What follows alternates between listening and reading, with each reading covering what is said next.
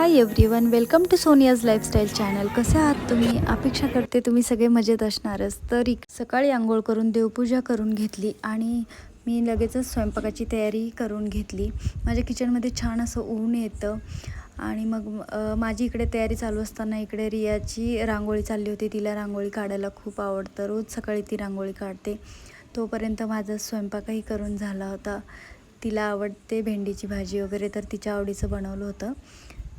कारण मला दुपारी थोडा दिवाळीचा फराळ बनवायचा होता. मी काही इकडे दरवर्षी बनवत नाही, कारण आम्ही आईकडे जात असतो दिवाळीला, तर माझी आई सगळं बनवून देते. त्यामुळे मी कधी इकडे बनवते नाही आणि मला जास्त काही येतही नाही.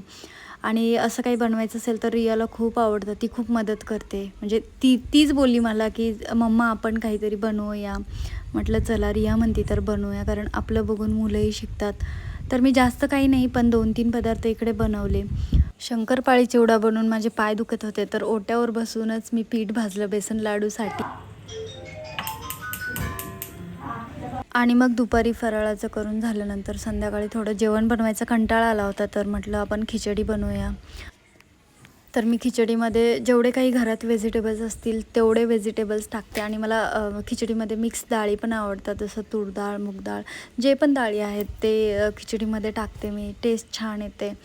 खिचडीचा वास तर असं छान येत होता आणि छान हवाही सुटलेली घरात थंड. तर इकडे फायनली खिचडी बनवून होती आपली. मग आम्ही दोघींनी खिचडी खाल्ली आणि लगेचच झोपून घेतलं, कारण दिवसभर थकल्यामुळे झोपही आली होती.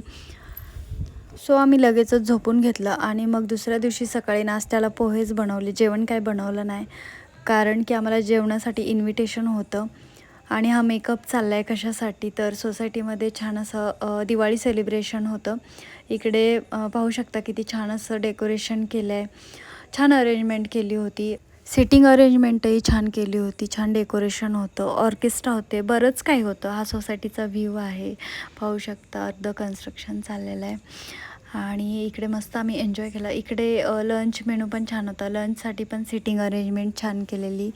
जेवण खूप आम्ही एन्जॉय केलं. लंच मेनूही छान होते, पाहू शकता. गुलाबजाम, आलू पकोडे, ढोकळा वगैरे भरपूर काही होतं, खूप काही होतं खाण्यासारखं. आणि पाहू शकता तुम्ही किती छान असं जेवण होतं. आणि मग इकडे आम्ही जेवणाचं एन्जॉय करत होतो. पण पल्लवी म्हणजे माझी नेबर आहे, तिची लहान मुलगी आहे, तर तिने काही तिला व्यवस्थित जेवण करू दिलं नाही, ती रडत होती.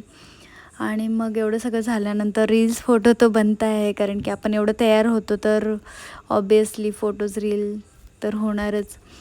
तर व्हिडिओ आवडला असेल तर व्हिडिओला लाईक, शेअर, सबस्क्राईब नक्की करा. तोपर्यंत बाय बाय.